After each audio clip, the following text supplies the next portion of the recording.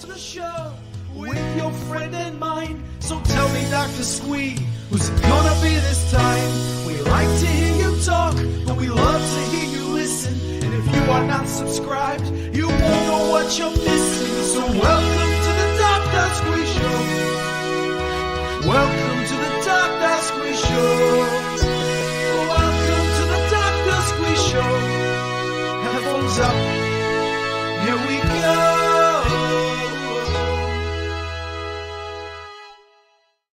Hello and welcome to the Dr. Squee Show. I'm Dr. Squee and this is my show.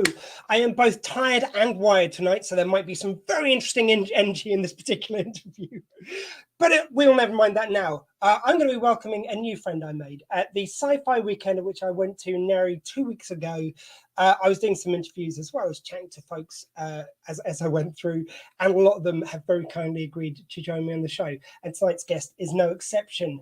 She is known for writing both in her own fantasy worlds, for Marvel and for Warhammer. So she fights with the fantasy, she makes the Valkyrie fly, and she gets wacky with the Warhammer, because I didn't have a better rhyme. Please welcome to the Dr. Squee Show, Anna Stevens. Hello, thank you for that amazing introduction. Yeah, I'm exhausted now. That's me done. That's it, we're done. Bye. The thing is, as I was just saying before we went on, I've talked to you a little bit about the fact that impressive diagnosis for ADHD. Sorry, listeners, I am going on about it. But like, I've been adding like different things to help with energy, different vitamins. And I had lion maned mushrooms are meant to be really good. So you can get these capsules with those. And I've just taken those today, and I think they're doing the trick a little bit too well, if anything. Wow, okay. You're going to have to, like, after the show, let me know what they are called and whether I can get them. Oh, I'll send you a picture. Yeah, there's I basically got a like nice little, it's ridiculous how many things I'm taking, but they really do work. And when you first take them, you get the biggest hit of energy because your body hasn't adjusted to them. So you feel a little bit wacky and that wired feeling I was described when you first take them, but then they sort of calm down, they get part of your bloodstream and they just give you a nice little boost.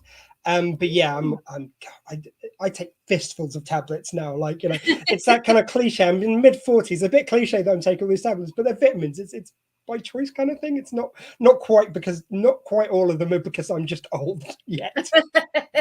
Only half of them. No, yeah. That's a second fistful. The first one is just good vitamin regimes. Yeah, I'm with you on the slightly getting older, looking into supplements part of my life, unfortunately. Well, the thing is, I take a bunch of supplements. I've recently stopped drinking for the minute.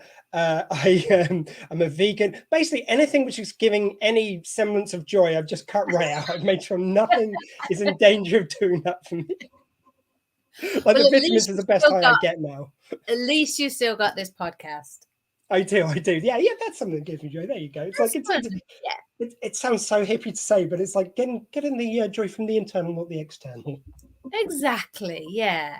One thing I was going to ask you about, first of all, because we didn't talk about this in the interview, and I read it on your website afterwards, and I love this. You were talking about like all the little things you can find on your desk, which are kind of signs of your different fandoms. Like there was stuff from Doctor Who and stuff from other shows. Could you talk us a bit through that first? Because I'm always up for hearing about fandom. Okay, so my desk is currently covered in, hold on, let me have a look. Okay, so there's a Wonder Woman. There is the two R2-D2s, Chewie, Spock, Jon Snow, Michonne from The Walking Dead, a wind-up Dalek that my dog absolutely loves. If you wind it up and set it off on the carpet, and it sort of just like spins around and moves, and every so often it says exterminate, and the dog just loses his mind every time that happens. There's Dr. 10. There's Dr. 10's no, not 10. 12. I thought you meant David 10. It's like, well, it could be 10, it could be the Meta Crisis, it could be 14. We just don't know with him anymore. Exactly. There's a TARDIS. And there's a little Oscars statue that says "to the best wife ever" that my husband got me on our honeymoon. Oh, we like that one. Yeah. And by the way, if anyone watching or listening later had to be told where Marshone is from, I'll let you off this once, but get educated. That's all I'm asking. We should know this if you listen to my show. Come on, the geekery was going to come out. Of course, of course. Let's take it right back though. Let's start. Where did you get your start in writing? Were you always into it at school? Kind of give us that little bit of background on how it began for you. Sure. Okay. I've always been a storyteller / liar, depending on your point of view. I always like to be a little bit creative, especially when I was a kid and I got in trouble, and I would come up with some fairly complex reasons for why it wasn't actually my fault. Somebody else might have actually done the thing. Oh. So your excuse was a 5-act play as opposed to pretty much. Yeah. I was always my parents took me and my sister to the library every Saturday morning without fail. We would always check out as many books as we could, read them, back to the library the next week, check out some more, blah, blah, blah. And that was probably the biggest influence in why I've become a writer. I love to hear that about libraries because, you know, we've had a big reduction in them. They're still out there. Romsey Library, my own old hometown, is still going at the moment, I think. Is your old library still there? It is still there. I remember walking into that library and it just being the whole building was crammed with tall, like up to the ceiling, dark wood shelves. You could spend ages in there. And now it's got maybe 5 or 6 shelves in it. And then it's got a big kids book section, which is brilliant. Absolutely huge fan of. But then it's got the IT section. It's got like the little community hub part of it. And I know that they have to do that. And I know that they have to diversify in order to stay relevant and to stay open. But there's just so few books in there. And it does really break my heart to see what's happened to it over the last years. Yeah, that's 5 years since we were of that age. The last 5 years since I was a small child. Ring around. Yeah, obviously. So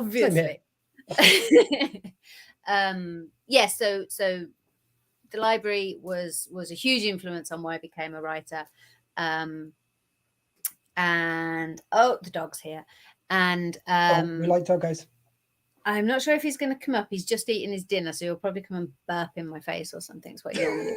Yeah, they are very genteel that way, dogs. Yeah, they like to share. So I think I've always been obsessed with books. I still read as often as I can, which, you know, being a writer and having a full-time job as well is a little bit more difficult. I've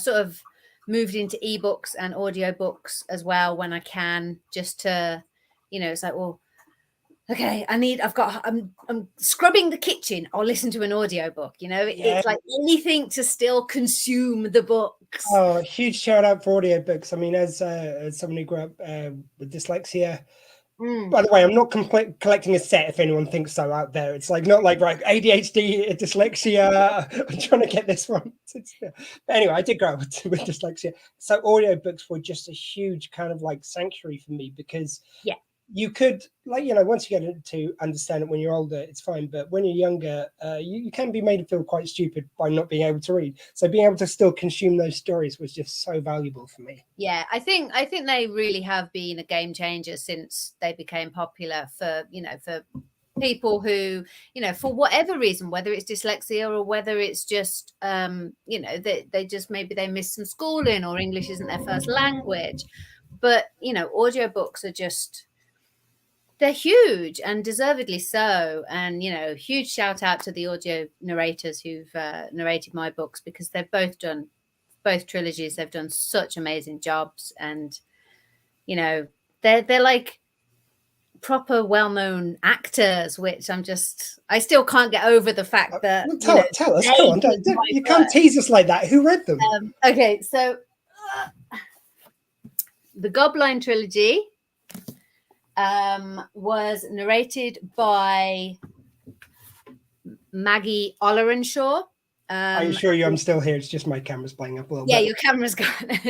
Maggie Ollerenshaw, who is kind of a British institution. She was in Open All Hours. If you like the original Open All Hours, if you remember that. So she did the Goblin trilogy. And then Joseph Balderrama, who is a Mexican-American author, is doing the Songs of the Drowned trilogy. So he was in Heartstopper, which was that massive Netflix great teen romance drama that was on last year that has deservedly won all sorts of stuff. He played had one of the 14th Doctor's new companions in it, I believe. Yes, yeah, he did. Yeah. He also recently played, I believe, one of the chief detectives in the latest Batman movie, The Batman. Wow. So he's like, sort of proper Hollywood royalty, I would say. So, when I found out that he was doing my book, I did sort of, I stole your namesake and sort of squeed and danced around the room a little bit. I think people are still permitted to use it outside of me. I think. See, I don't have a copyright. Copyrighted it, have you? I might try to copyright Dr. Squee one day, but I think I want people to still be able to get excited and go Squee. So that's a massive tangent from tell us how you started writing, but I like tangents. That's the way these things go, isn't it? Again, I don't mean to bring it up too much, but ADHD, like tangents, is my business. It's my life. It's your superpower. Yeah. So someone else doesn't go off in tangents. I just look silly doing it. Like so, I can get to go around. Please come with me. Come with me. And who was it? You said different readers for the both. Did you? Is there someone else who read your other one? Yeah. So the Goblin trilogy was Maggie Ollerenshaw, who was in Open All Hours. Of British comedies, and then Joseph Balderrama. You did say about both. I will apologise. I was slightly distracted trying to get my camera to work. So somehow a male and female reader somehow merged into one in my head. It's okay. We celebrate all genders here. Exactly. Yeah. It's just about gender diversity. That's all we were doing. It's not me losing the plot for a second because of my camera switching itself off. By the way, if you're hearing this on the radio, I just couldn't edit around this. So my camera was playing up. Yes. These things happen.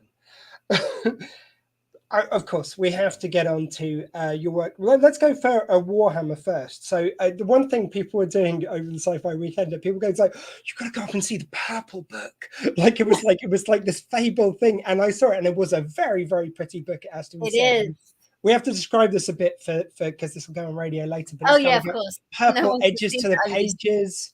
It looks just gorgeous. Oh no, please do use visual aids, but I'll just narrate them. That's the reason why I'm doing that.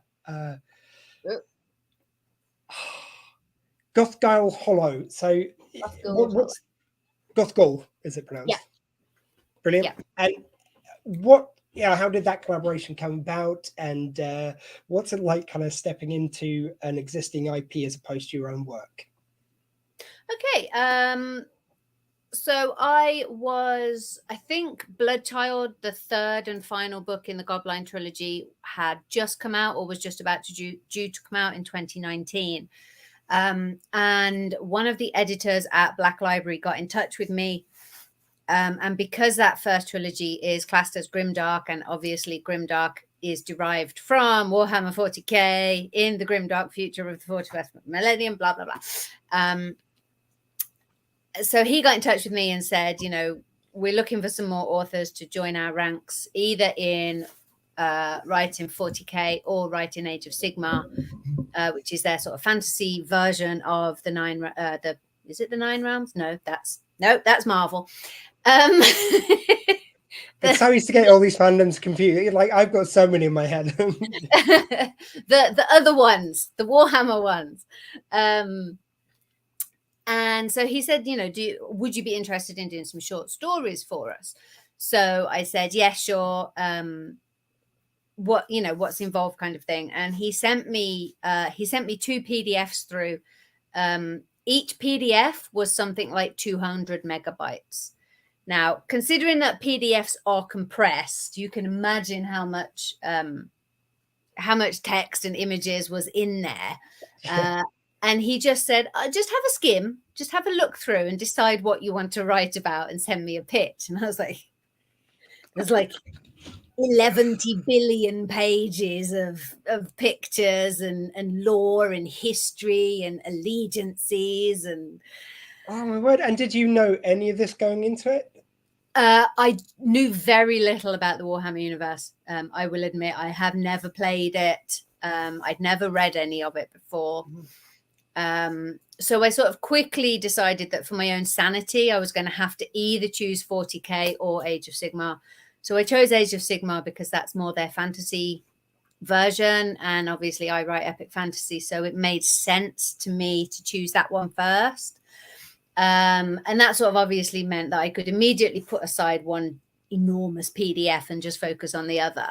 Can we just for anyone, which I must admit in this case is me as well, who isn't familiar with the term epic fantasy, what does... Oh God. What does epic fantasy mean? I mean, because fantasy to me suggests epic already. Is that a subgenre within there though? Okay. I suppose in the way that you have things like high fantasy, which is full of sort of high fantasy, like the Deed of Paxenaria and things like that. It's Tolkien, Lord of the Rings, full of very noble creatures, very sort of black and white. There's a battle against good and evil. That is what you would class as high fantasy. Then you've got low fantasy, which sort of segues into things like grimdark, where everything is hopeless and gritty and disgusting, and people are, running around in their own poo and things like that. The authentic medieval experience then. Yes, indeed. We've all seen Monty Python and the Holy Grail, so it's exactly what it is. Great example. So then epic fantasy is, the way that I see it, is it's just the scope. In a way, I mean, you would definitely class Lord of the Rings as epic fantasy, but you wouldn't necessarily class The Hobbit as epic fantasy. So if you think about the difference between those two stories, one is a very small story about a very small person and his very small friends going off on a quest. Yeah. The other one is about the literal fate of the world. I really wish someone had told the makers of the Hobbit films that, because it's a small, intimate story. You didn't have to make it 3 films, which are 20 hours long each. No, that's my little gripe. No, they did all that, and they still missed out. My favourite scene was what really bothered me. Which was? Oh, the great scene when they arrive at... sorry, I was saying to you before we came on, I'm really bad with names, but it's like they came to this guy's house who they want help from.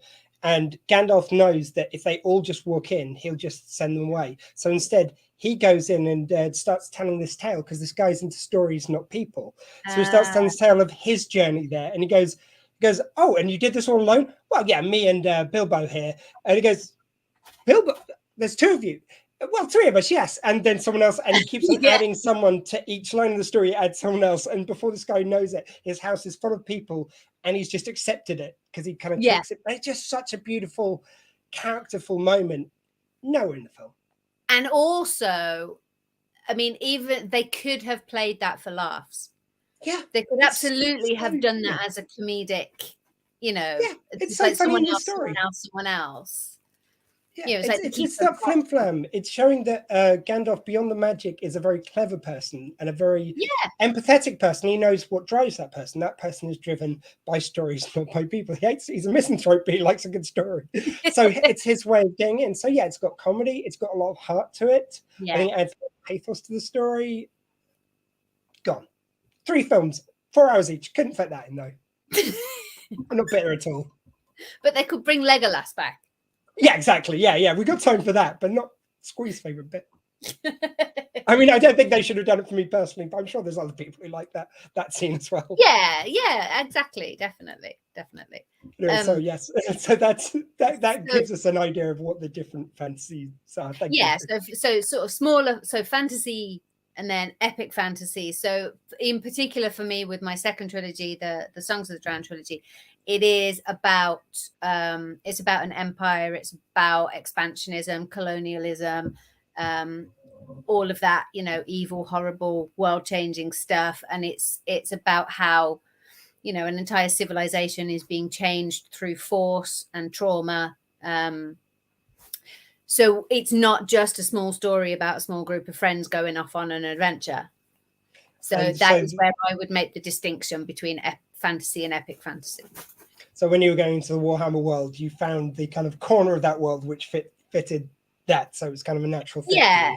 Yeah. So the Age of Sigmar is sort of the fantasy imprint, the fantasy version of the Warhammer realms. So you can pretty much make a story of any size within those realms. What you can't do is, what's not really done is, you don't travel between realms. So you couldn't sort of have someone stepping from one realm to another and having it epic on that sort of scale. But you know, you could have someone traveling the length of a realm or something like that. So you could still have that huge sort of quest feel to it. So I was sort of drawn to that side, that sort of fantasy side of the Warhammer universe. Did a few short stories for them. Then I did a novella for them. And, you know, have a really great working relationship with my editor there. And she said that they were starting up a Warhammer horror imprint. And would I be interested in writing a novel for them? And I'd never written horror before. But she pitched it to me. It was as if she knew me extremely well. She knew exactly how to manipulate me into it. Because she said, we want this really rich, melodramatic, gothic horror. She says, we want the Hound of the Baskervilles. We want, you know, Frankenstein. We want all, you know, Dracula. We want all of we want Christopher Lee and Peter Cushing. And I was like, oh God, of course I'm going to do it. It sounds like she knew all the kind of the horror that links into your style already. It's like that's the side of horror which fits in with the kind of world you already create. Yeah, I mean, you know, my husband and I are we're huge Hammer horror fans, Universal horror, you know, all of the really old, you know, in the same way that we're fans of the really old Doctor Who, where, you know, all of the monsters were made out of bubble wrap and toilet roll holders and, you know, stuff like that. Yep. You know, we love the really old Hammer and Universal horror movies where, you know, it's just really badly applied prosthetics, and like the ape suit is, you know, a little bit moth bitten, and, you know, like you can see the guy's butt hanging out the back, and you're like, oh, your budget was quite small on this one, wasn't it? Yep. So we love the films that are so bad they're good, is how we describe them. But, you know, sort of the classics, Peter Cushing, Christopher Lee, you know, as soon as she said we want something in that sort of genre, it was just, you know, of course I was going to write it. So, yeah, it was great. It was really, really good fun to write. Gothgall Hollow, they wanted it split into 4 parts. And each part follows a very obvious classic Hammer horror trope. So part 1 is basically the Hound of the Baskervilles. Part 2 is a ghost story. It's a haunting. Part 3 is sort of a possession / exorcism. And then part 4 is the magic ritual that goes wrong, and then there's like a twist right at the end. Yep. And they asked me if I wanted to bring back a beloved character from the 80s who was really, really famous in Warhammer novels back in the 80s. And I said, well, obviously I want to do that. You know, who is going to turn down something like that? But I can't tell you. You will go and have to read the book, I'm afraid. But if you know anything about sort of classic Warhammer from the 80s, then somebody makes an appearance at the very end of the book. And once the book came out and I started getting reviews and people started tagging me on Twitter, and they were just literally jumping up and down with joy, saying, I did not see that coming. I cannot believe you've done that. I can't wait for the next book.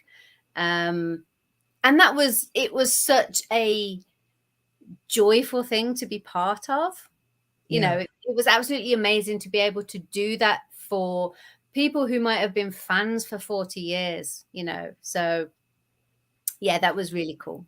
Do you find when you're writing horror, I've written a few horror shorts myself, and it really surprised me, like how dark and twisted my mind was beyond my even my own knowledge of it. I was reading back, like, what the heck? Like, there's an evisceration there. Where did that come from? Did you find it taps into a part of your mind you maybe weren't aware was quite as dark as it was, or is it a bit lighter than that? See, having my first trilogy, the Goblin trilogy, does not sort of pull its punches when it comes to violence or to sort of trauma / torture / you know, sort of psychological manipulation and things like that. So I suppose the first trilogy was the one that shocked me, but actually writing the horror novel, I was a bit like, yeah, this is fine, this is okay, this is gothic, this is actually, you know, nicer than I would write it if it was my own universe. So a bit more kind of maybe arch than bloody horror. Yeah, I mean, Warhammer is they have very strict rules on what is allowed. So you can have, you know, you can have a certain amount of sort of violence and body horror and stuff like that. But, you know, there is sort of a cutoff point, and there's a cutoff point with, you know, other things like sex and swearing. They have a real problem with both of those things, which actually matches Marvel. Sorry, that I'm playing tug of war with the dog at the moment. That's absolutely fine. Hey, if there's anyone who's going to be relaxed about dogs on an interview, I've got two of them sleeping behind me as we speak. Yeah, so I'm really in no place to say anything. He just keeps shoving this stuffed rabbit in my hand, and I'm like, I'm trying to be clever and erudite over here. Go away. Oh, I just every now and again get my shoulder nudged to, you know, strike me. So Marvel is actually exactly the same. You know, they will allow a certain amount of violence, for instance, but sex and swearing. So for Marvel and for Warhammer, you just can't have it, which particularly with Warhammer, I was very surprised about, because it is supposed to be this, you know, this grim, dark world set in the future where everything is terrible, and you know, humanity has been engaged in a war against the aliens for, you know, 10,000 years. I personally would take my kicks where I could get them at that point in time. And it's also, I find, like, we talked about this a bit on the panel, but it's like, I don't think I'm aware what is classed, like, I'm on the radio, I'm not always aware of what is classed as a mild swear word or what's acceptable. So it's like, you know, like, I've just used, I can use it actually, because I've already used it in the context of the correct context of the word. I just use the word bloody in the context of blood issuing forth. Whereas if I use it in another context, it might not be okay, which is really difficult, because, again, I think I said this on the panel, but my mum's Irish. Like, that's just a comma to her. You know, that's just... Yeah. How was I to know? So I imagine it must be so different. You must have to be so careful when you're stepping into one of those worlds, what you are and aren't allowed to say. Yeah, definitely. I mean, when the first Marvel novel that I wrote, The Serpent and the Dead, I was sort of working on the principle of it being like a 12A film. And you know how like a 12A is allowed to have one word? So like in Jurassic Park, it's where Dr. Malcolm sees the dinosaur poo, and he says that is one big pile of shit. You could have I would have bleeped at the same time you said it. It's okay, I'll let it. So I was working under the assumption that was pretty much what the Marvel novels were going to be like. So I put my one use of the S word in. Yep. And the editor was like, the editorial comment was, ha ha ha, this is brilliant, please cut. Okay, now I know where we are. We can't even have one instance. Because I remember there was one of the Die Hard films they made of 15. So they were allowed to use the famous catchphrase of John McClane. Yes, yes. Michael Fish is involved, or certainly the initials of him, used for other words. And yeah, it's so they saved the one so he could say his famous tagline, but the rest of the film, it's kind of pretty much PG to make up for it. Yes, yeah. Oh, we got Doggo. What's his name? Doggo. There he is. Look, who's that? What's his name? Bailey. Hello, Bailey. Gorgeous. This means that he has finally ceased attempting to, chew my arm off and play tug of war. And I cannot tell you the carnage that is off screen at the moment. Oh, I can imagine. He is recently, he's got a pillow that he's dragged out of his bed. And he's chewed a hole in it, and he's just pulled all of the stuffing out, and it is all over the carpet at the moment. Yeah, I mean, it always amazes me how much mess that Willow here managed to get out one tennis ball. I don't know how one tennis ball managed to cover that much surface area, but she'll do it, bless her. We talked a bit about. I'm just going to get distracted by dogs now. We talked a little bit about you stepping into Warhammer. We'll talk about Marvel in a bit. Let's get to your original properties, though. Mm-hmm. So when you were writing your first book, how did you get to the stage where you could get it published? Like, tell us the story of the first novel. Okay, the first novel, Godblind, had a very long gestation period. I wrote the first draft of it 13 years before it was actually published. And as I was sort of describing earlier about the difference between high fantasy all the way down to grimdark, this always amuses people who have read Godblind, but the first draft of Godblind was actually a high fantasy. It was very much a clear-cut good versus evil, the noble warriors and the beautiful princess and all this kind of just, it makes me cringe to think of it now. Yeah, that's hard to believe from the from what I know of your books. Yeah, so the way that most authors, as far as I'm aware, this is from many conversations I've had over the years, what most authors do is they write a book. It's rubbish, doesn't go anywhere. They may send it off to a couple of agents. It gets rejected. They throw it away. They write something else. I never did that. So I wrote Godblind, and I can't believe I sent it off to actual living literary agents. That first version. Oh my God. It was justifiably rejected by all and sundry. But instead of trunking it or throwing it away and writing something else, I rewrote the book, and then I submitted it again, and it got rejected. And then I rewrote it again and submitted it again, and it got rejected. And then I sort of got into a rhythm of rewriting it twice. So rewrite it, put it away for 6 months, look at it, go, rewrite it again, then submit it. And this basically went on for 13 years. But every time I rewrote it, obviously it got a little bit better. So during that time, I was reading a load of fiction. I was watching a load of TV shows. I started watching films and trying to work out the films that I really loved. What did I love about them? What were they doing that was hooking me in? What were, was it the characters? Was it the story? Was it the plot twist? What was keeping me coming back for more or making me rewatch those films again and again?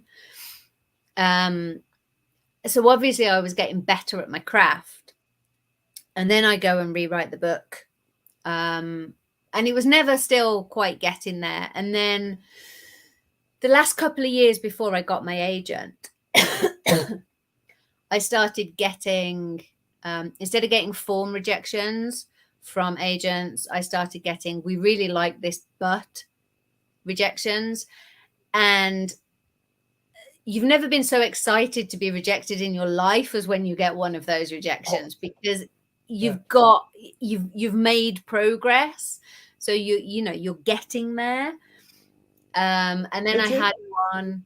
Yeah. Sorry, very random side story. Just reminded me, the favorite ever rejection there I got, like when I invite guests on, usually it's just a standard little email going, sorry, can't make it, or don't want to do it, whatever else.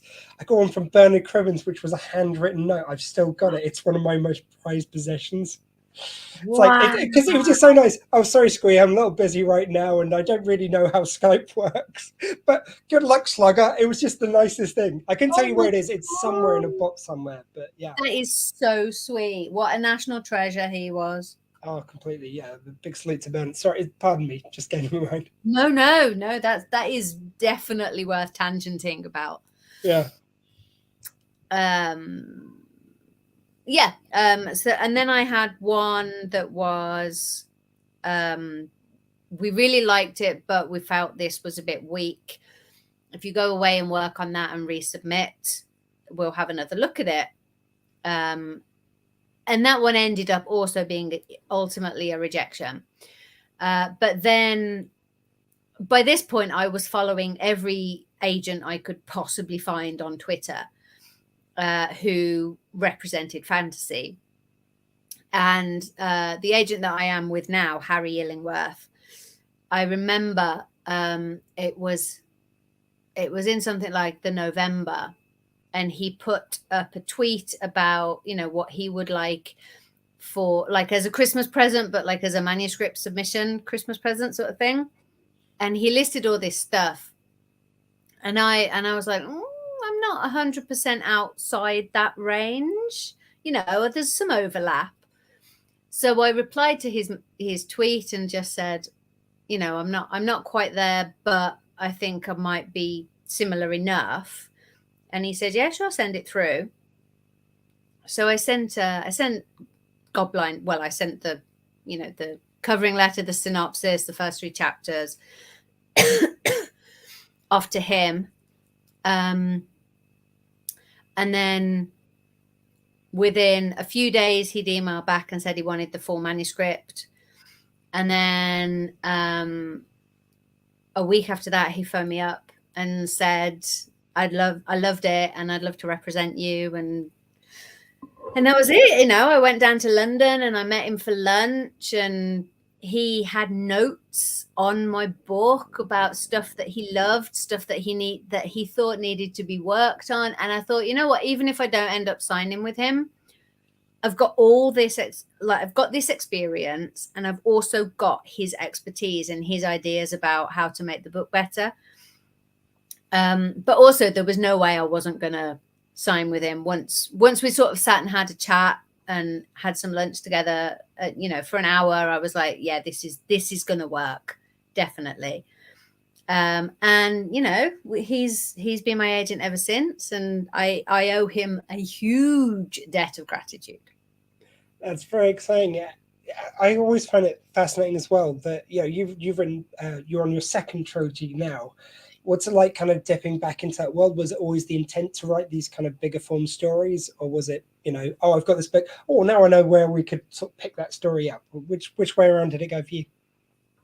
Godblind was always meant to be a trilogy. The Songs of the Drowned trilogy, we sort of toyed at one point with making it a duology.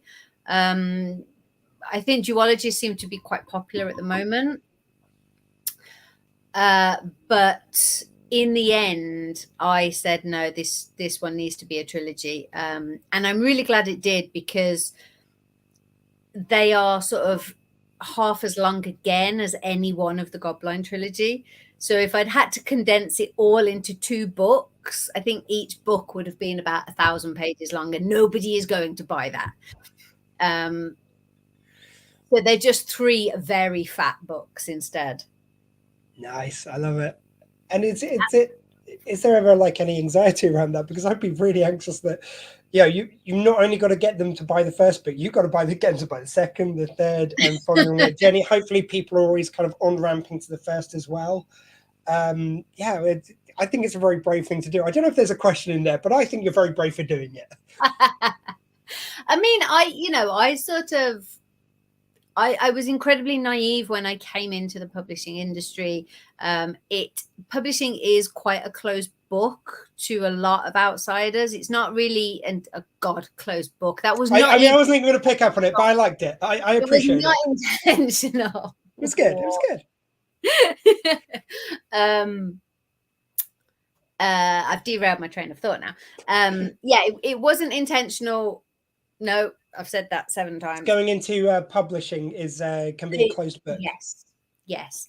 So I didn't really know what I was letting myself in for. I had sort of grown up reading a lot of trilogies, especially once I got like heavily into fantasy novels. They seem to come in 3s or 6s or 9s or 12s, but apart from, as I mentioned earlier, the Dida Paxanarian, I can't think of a standalone fantasy novel. The Lord of the Rings is a trilogy. It's just most people buy it in one massive volume these days. I can't think of a standalone novel that I read that was a fantasy sort of growing up. So I was under the impression that I needed to sell a trilogy. Right. So you had to follow the template that had been set forth. Yeah, exactly. So that's why the Goblin trilogy is a trilogy. Songs of the Drowned, there's just too much story to condense it into 2 novels. As for what comes next, I've got an outline. Well, I've got an extremely vague outline. I'm not really an outliner. I'm not a plotter. I know where we start. I know we need to do these 3 things, and I believe they call it. I am a pantser. I'm definitely a pantser. But that said, I've got a definite pants for the first book, but I don't know if there are going to be sequels or whether I'm going to do sort of like more adventures set in the same world. Sorry, all I could hear in my head, because you just said pants, is sequins. Like I just pictured some very pretty pants. I'm sorry. For any Americans listening, by the way, that's underwear to us. So I'm just picturing sequined underwear. Lovely. That sounds. So it's just what I wear anyway. I don't know about you or anyone watching. To quickly get onto the Marvel of it all, because we can't leave that be. So you set yours in the world of the Valkyrie, which I find just wonderful. Oh no, there we go. The Serpent and the Dead, is book 1. Queen of Deception is out in ebook, I believe, but isn't out in paperback until 27th of April in the UK. Well, Marvel, was a case of them just going, it's like, hey, like, we love your stuff. Do you want to come in and write something for us? Or were you given a specific brief? How did that? Stan Lee phoned me up. I didn't think Stan Lee himself. Maybe someone on Marvel had been at a panel and go, hey, that was great. Like, yeah, we should get her involved. No. Actually, I believe Stan would do that. He'd just be at Comic-Con and go, oh, true believer, that was great. Enough said. He probably would, but no. No, I don't believe that Marvel chase authors. I believe they wait for authors to chase them. Fair enough. So Marvel in the UK, their official tie-in fiction is done through a publisher called Aconite Books. And a friend of mine, the wonderful author Cameron Johnston, he got in touch with me and said, did you know that Aconite Books has got an open submission period? They do a lot of tie-in fiction. They do Marvel. They also do an awful lot of video games and tabletop games and stuff like that. They produce novels based in those worlds. Yeah. And I was looking to sort of diversify a little bit to see what else I could, do. What other genres I could move into that were still familiar enough that I had a shot at being able to write them, but, might sort of get me a slightly different audience and things like that. So obviously I was like super excited. So I sent a pitch letter to Aconite Books saying, this is who I am, this is what I write. You know, I would love to write for Marvel, but I'm sure that everyone who submits to you says that they want to write for Marvel. So I would also be willing to write in these other IPs. If that's of interest, please give me a call, kind of thing. And they got in touch and they said, can we have a Skype meeting? So we did that. And then at the end of the call, they said, we'd love you to write for Marvel. And I said, I'd love me to write for Marvel. That's convenient. Funnily enough. And then they said that we want someone to write a novel about Brunhild the Valkyrie, or Valkyrie, however however anyone. I like your way. It's much more fancy. I like it. And they said, so we want this novel about Brunhild, or about Brunhild and Lady Sif, as like sort of teaming up to face off against the big bad. And I was like, that just sounds like so much fun. So there was some more squeeing, and sort of running around the room off camera for a few seconds, and then sort of trying to look professional again. Yeah, can you just give me a minute? Unfortunately, you remember to turn off your camera, but not the microphone. So all they had was yippee, yippee, yippee. Pretty much exactly that, yeah. So then, I had to put together a series of pitches about, how I saw the story going. And then Aconite Books selected the one that they thought was probably the strongest. That went off to Marvel for approval. And then I had to write a synopsis. And then that had to get approved. So everything had to get approved by Aconite and then also by Marvel. So it was always a two-stage process. Yeah. I want to just bring in something which someone brought up in the panel, one of the good questions we had from the floor, which was apparently there was some issues, and I hope I'm remembering this correctly, over the kind of, you had a lesbian storyline in there, which is covered in lots of other Marvel properties. Am I remember correctly? This was a bit of a stumbling block for a minute, and you had to show where it had happened before, or where it was in the stories before. So the Marvel novels, they follow the Marvel comic universe, not the Marvel cinematic universe. And apparently there have been, over time, there have been some divergences between how some of the characters are portrayed in the comics versus how they are in the movies. Yeah. So in the comic books, Valkyrie is canonically bisexual. She has been named and she's had girlfriends in the past in the comics, but that is not something that has been brought into the cinema yet, / if it ever will. Yeah, I think they've had some oblique references to, it's like her saying something kind of sexual about another one, just, that she fancied them. Yeah. But not fully. Yeah. And I think, I think like their first sort of nod towards it was in the Loki series where, someone says to Loki, do you like girls or guys? And he says a bit of both. And that is, and that was it. And then they kind of went, he's 1,000 years old. He's done everything. And especially Loki, he's going to be a filthy little tyro.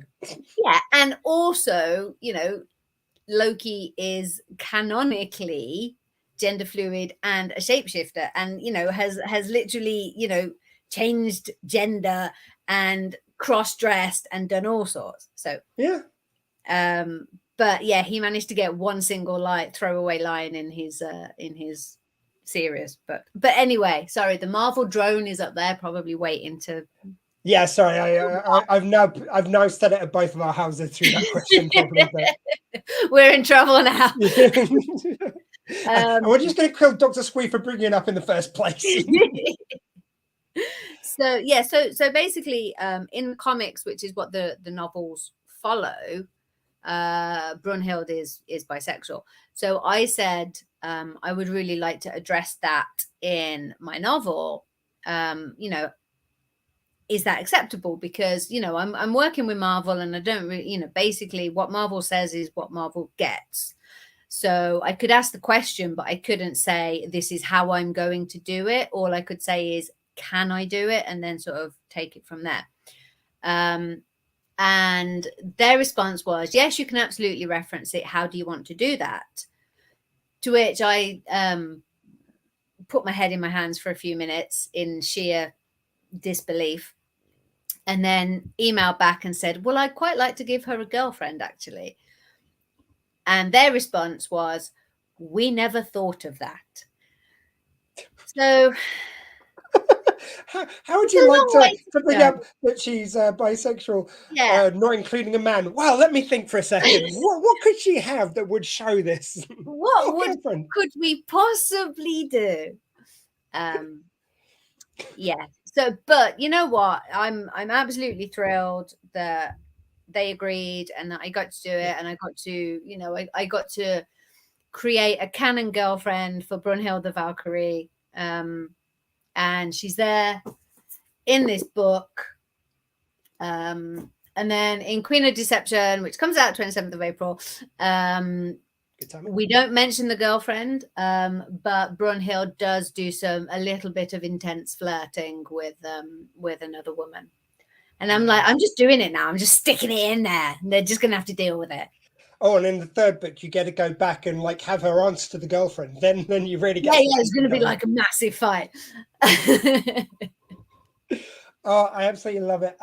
Thank you very much for showing some time. Sorry, we've got to cut this a little short. I have got back-to-back interviews tonight. You're so popular, that's why. Yeah, and I've done exactly what I knew I'd do. I go, oh, let's take it to like half an hour, 45 minutes. So about 55 minutes later, I'm just we're running late. I'm not good at stopping talking. You may have noticed this by now. You've got just enough time for a bathroom break, a top up of your drink, and then you're back in. Yeah, and if they're watching, this is Hazy Lemon Soda Pop. So if they want to send me any, just you're on the show. That's nice. That's actually a really nice one. They're one of the natural ones, so they're all about planet over profit is what POP stands for. So lovely. Definitely a good one for everyone's sport. Just apropos of nothing. Thank you so much, Anna. I don't know why. How do I get onto that? Anna, I ask you. I think, ending on an ethical note is always a good thing. There you go. So I'm with you. Anna, we're going to have to get you back on sometime. Please do, everyone, check her out online. Please go to goodreads.com. You've got a page on that. And you've got your own website as well? Yep, anna-stevens.com. Stevens with a PH.